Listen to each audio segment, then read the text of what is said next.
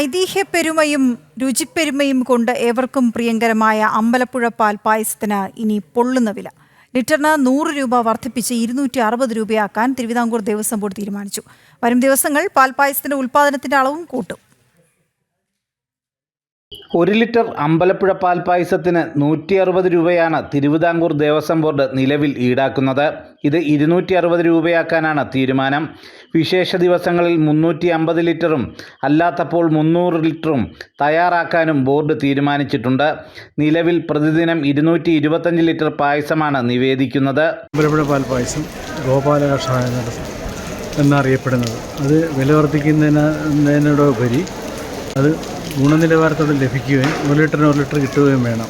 അപ്പോൾ എന്തായാലും Devaswom board president ഇങ്ങനെ തീരുമാനം അമ്പലപ്പുഴ പാൽ പായസം ഭക്തജനങ്ങൾക്ക് കിട്ടുന്ന രീതിയിൽ ഓൺലൈൻ ബുക്കിംഗ് ആക്കിയതിനും നേരിട്ടുള്ള ബുക്കിംഗ് ആക്കിയതിലും സന്തോഷമുണ്ട്. എല്ലാവർക്കും പായസം കിട്ടിട്ട് നല്ല പായസം കിട്ടിട്ടെന്ന് പ്രാർത്ഥിക്കുന്നു. 10 വർഷം മുമ്പാണ് അമ്പലപ്പുഴ പാൽ പായസത്തിൻ്റെ നിരക്ക് പരിഷ്കരിച്ചത്. പുതിയ വില ചിങ്ങം 1 മുതൽ പ്രാബല്യത്തിൽ വരുത്താനാണ് തീരുമാനം. പാൽ പായസം ഓൺലൈൻ വഴി ബുക്ക് ചെയ്യാനുള്ള സൗകര്യവും ഉണ്ട്. ജനം, ആലപ്പുഴ.